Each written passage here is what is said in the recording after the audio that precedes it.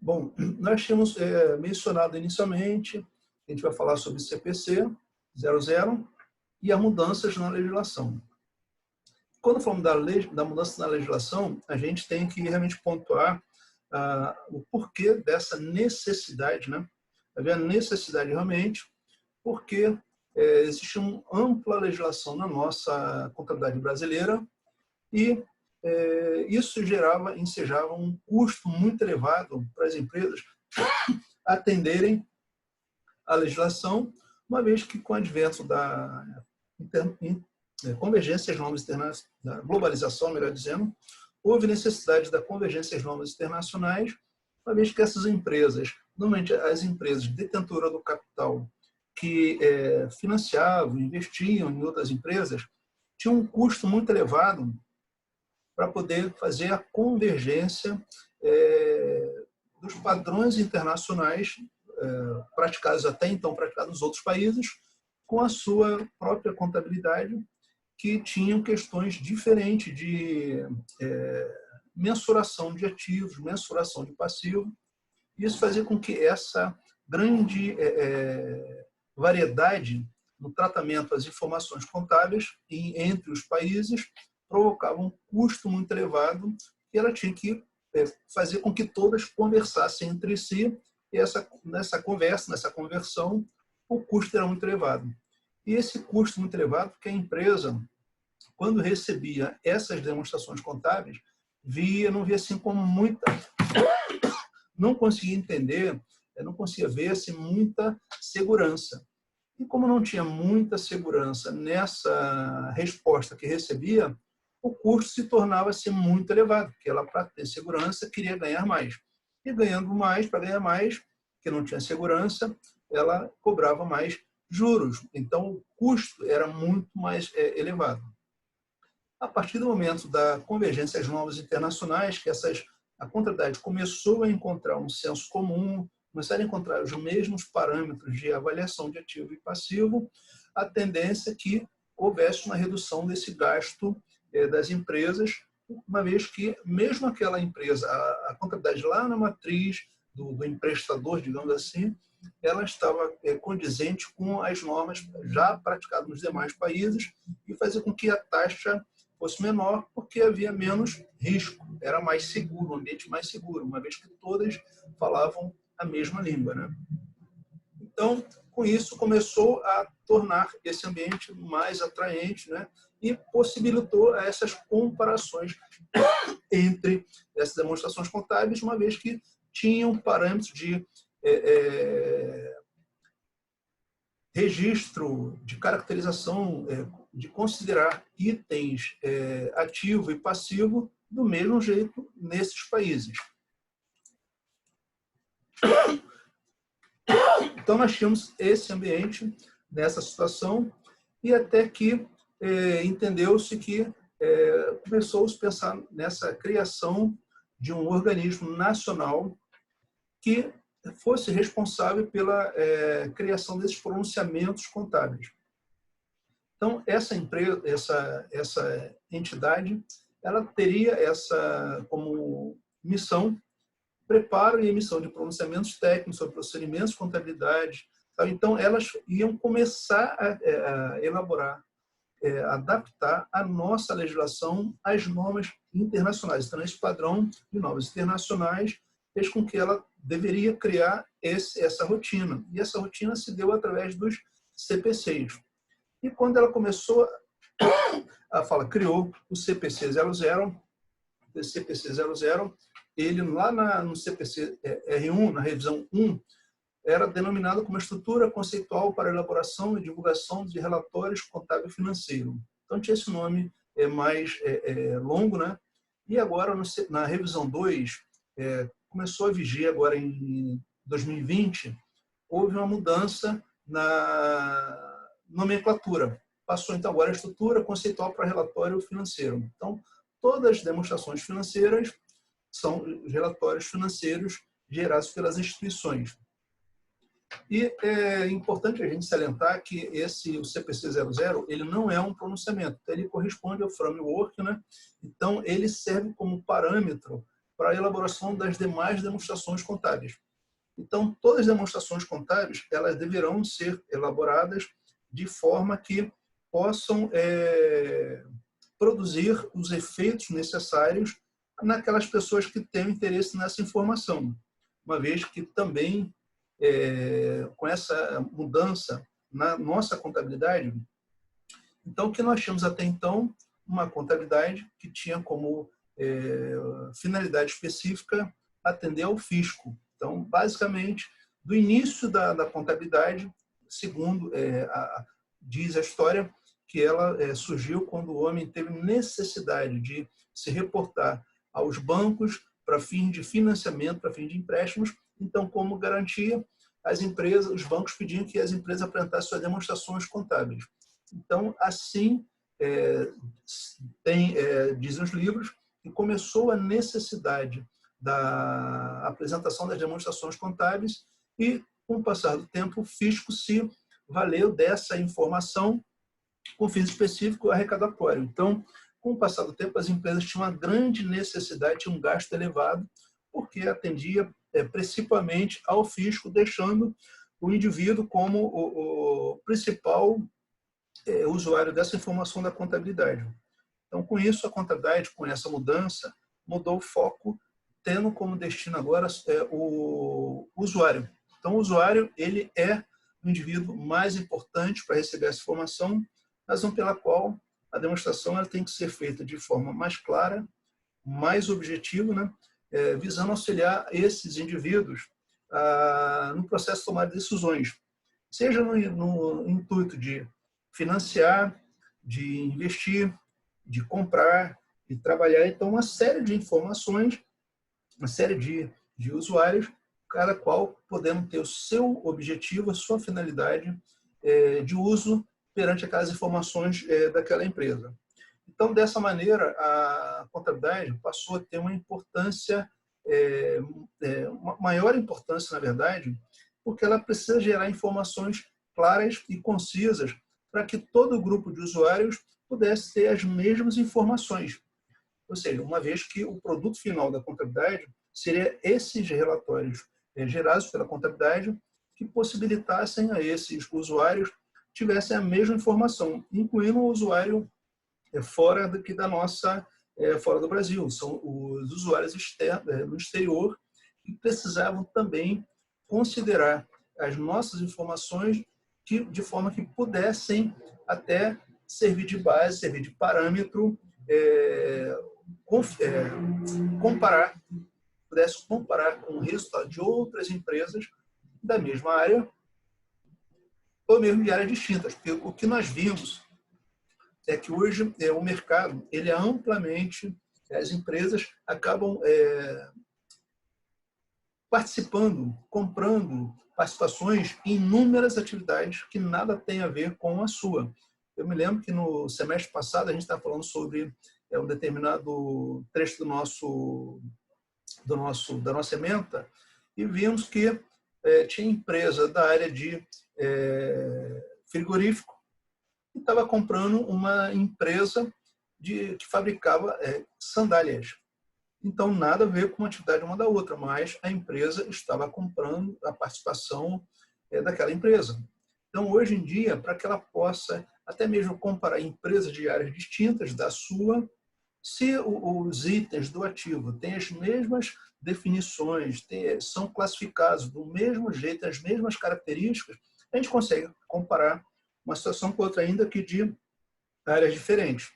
Então, com isso, ela tem essa finalidade de gerar essa informação específica para que possa auxiliar na elaboração das demonstrações contábeis. E é importante a gente salientar que elas não são pronunciamentos. Elas vão servir de parâmetro para que essas demonstrações sejam elaboradas. E também é importante destacar que, se tiver alguma divergência ou tiver alguma dúvida entre o CPC 00 e outro documento do próprio CPC, prevalece aquele outro documento. Tá? Então, o CPC 00 ele é uma base de forma que ele possa servir como parâmetro, mas que ele não se sobrepõe aos pronunciamentos do próprio CPC. Tá? Então, vamos lá, vamos avançar aqui.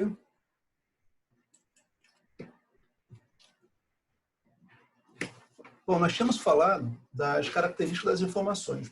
Se nós precisamos de tomar, de conhecer essas informações como forma segura, que permita a comparação, então ele vai nos dar algumas, vai nos exigir algumas situações. Então ele diz que a contabilidade, as informações contábeis têm que ter essas duas características obrigatórias da relevância, da fidedignidade, e vale a pena a gente até dedicar um tempinho maior a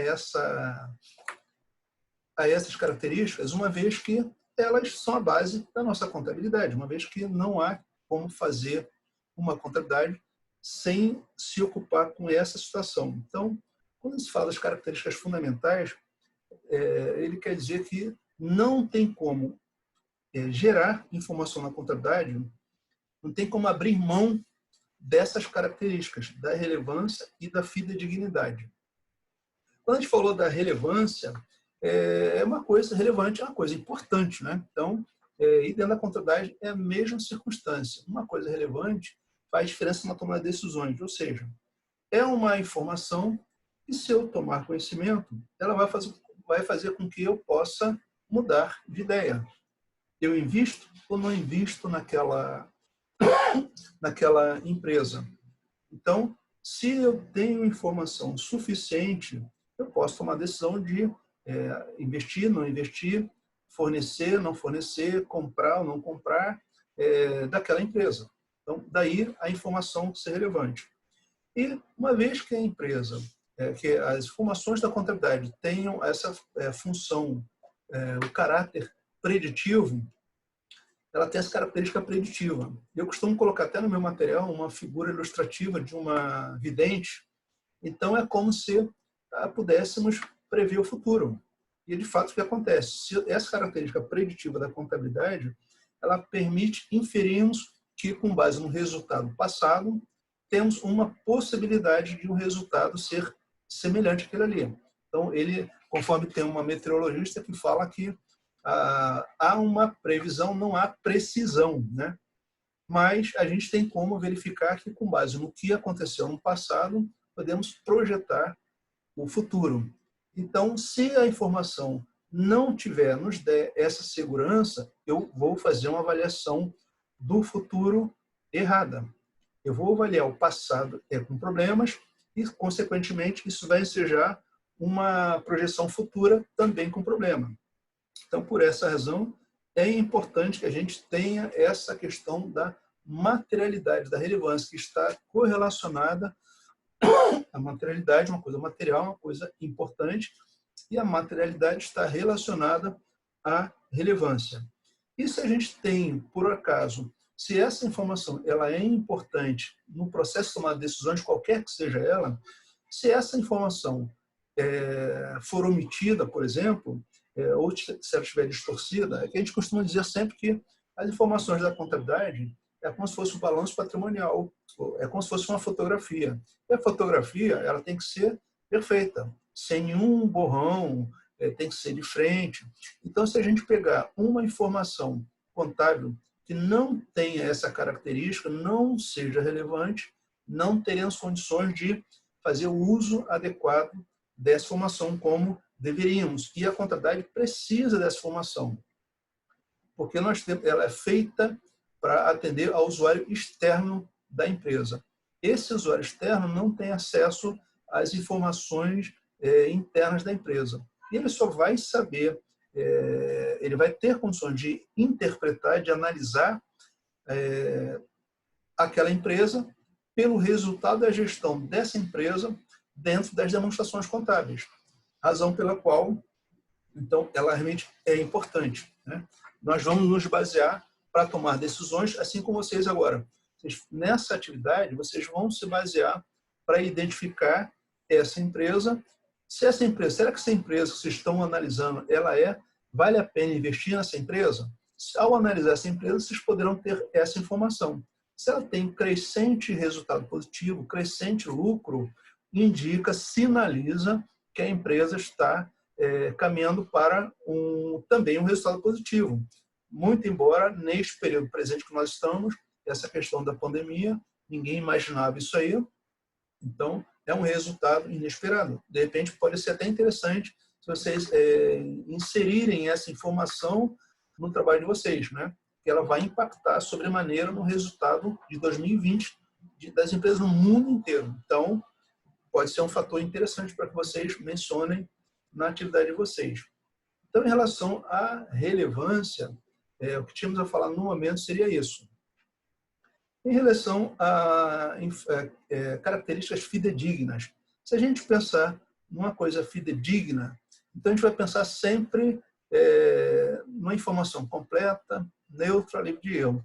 Mas se nós pararmos para um pouco mais nos atermos a essa questão da fidedignidade, nós estamos querendo dizer que uma informação é fidedigna se ela se mostrar para o usuário que dela necessite em números, em palavras, em números e palavras, ela vai representar, na verdade, tudo aquilo, a essência verdadeira, ou seja, vai representar o fenômeno econômico que ela pretende demonstrar, que ela se dispõe a demonstrar. Então, se ela apresenta fielmente esse fenômeno econômico que ela demonstra apresentar, e em palavras e números, estaríamos diante de uma característica, ou seja, estaremos dizendo que essa informação ela atendeu a essa necessidade, é uma informação fidedigna. Porque se a gente pensar que é muito comum a gente ver aquela questão dos balanços patrimoniais, falado tem essa época do muito motoboy, né? Muito barulho de moto na rua, e aqui perto da rua muito forte. Então, se a gente pensar nessa questão da fidedignidade, podemos pensar também ao inverso. E se a informação não for fidedigna? Se essa informação não for fidedigna, ela vai se apresentar para a gente de forma que vai distorcer tudo que ela pretende apresentar. E nós vimos, um passado não muito distante, inúmeras empresas apresentando um resultado no seu balanço patrimonial, nas suas demonstrações financeiras, que, na verdade, indicavam situações inexistentes, lucros que não aconteceram, despesas que não aconteceram, se foram aquelas a contabilidade, como que é? Sujeita a expressão aí, contabilidade, vamos fugir a expressão, como o pessoal começou a indicar, informar, fugiu agora a expressão, quando ele está, são informações fictícias, né, que não estão atendendo, evidentemente, às normas contábeis. E nessa questão, a contabilidade ela tem que atender especificamente o atendimento, também agora uma coisa assim relativamente recente, da essência sobre a forma. Porque se eu tenho uma informação fidedigna, se efetivamente a nossa demonstração está apresentando a questão da essência, ou seja, o que eu tenho ali demonstrado, ela de fato representa aquilo ali, independentemente da forma como ela foi documentada, então é uma nova característica da nossa contabilidade. Então, a fidedignidade, ela também significa dizer que essa informação está considerando a questão da essência sobre a forma. E nós mencionamos até, dentre o primeiro exemplo que vem à nossa mente, é a questão um exemplo do leasing, né? Que nós mencionamos, falamos também da questão de uma compra disfarçada, do empréstimo disfarçado de um imóvel com promessa de revenda do produto ao final do financiamento. Então, essa questão da essência sobre a forma é importante a gente falar, porque até então nós mencionávamos um item como sendo da empresa, de propriedade da empresa, desde que ela tivesse a propriedade. eu tenho a propriedade, não tenho a posse, mas tenho a propriedade, está em meu nome, meu é. Só que hoje a gente entende que se o indivíduo ele tem um equipamento, ainda que não tenha a propriedade, mas esse item está à sua disposição, faz com que ele tenha total ingerência sobre a utilização, manutenção e tudo mais desse item, ele tem a característica de como se seu fosse. Então, dessa maneira, ainda que ele não tenha ou tenha um documento de locação ou financiamento, não tenha de título de propriedade, esse item é caracterizado como ativo da empresa. Então, a essência dele é de um ativo, ainda que o documento, a forma legal, não é um título de propriedade, digo o contrário. Então, dessa maneira, quando a gente fala da questão da fidedignidade, a gente fala que a informação tem que ser completa, ou seja, ela tem que ser completa para que possa representar essa realidade econômica daquilo que ele pretende apresentar. Então, assim, essa informação, demonstração contábil, ela vai ter que, de novo, conforme mencionamos agora há pouco, retratar fielmente o fenômeno econômico que ele está se predispondo a representar. Então, é como se fosse aquela fotografia. É uma fotografia sem retoque.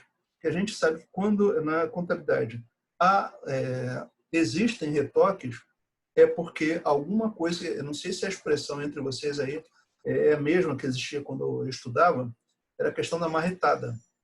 Então, um balanço não fechava, eu tinha que lançar um valor aonde quer que fosse, de forma que eu fechasse o balanço. Então, fechava ativo, eu fechava com passivo, mas nas entrelinhas tinha problema. Então, esses ajustes que não podem acontecer, para que possamos considerar ser tida como completa. E quando falamos dessa questão de ser neutra, da neutralidade, livre de viés, nem para mais nem para menos, nós podemos mencionar que, como está na próxima tela, a gente vai falar, vou até avançar um pouquinho.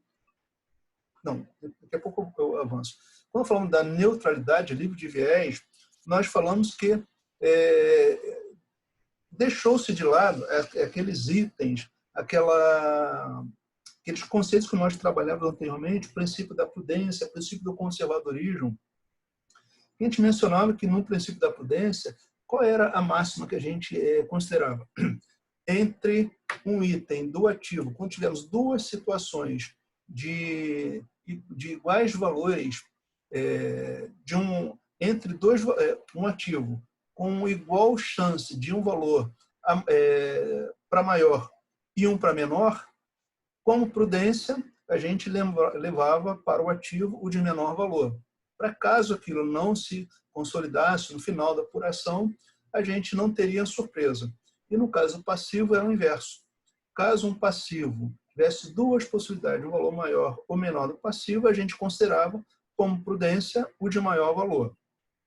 Só que se a gente levar em conta agora, nesse ambiente de questão neutra, informação neutra, melhor dizendo, da informação da contabilidade, se nós pendermos nessa situação, considerando o princípio da prudência da contabilidade e lançar mão de um valor menor para um ativo e maior para o passivo, então, na prática, a gente não está livre de viés. Nós estamos enviesando aquela informação para mais ou para menos.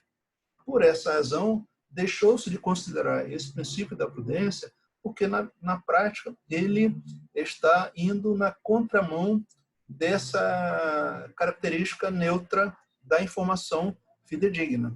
E hoje, o que se considera para se considerar uma prudência dentro da contabilidade?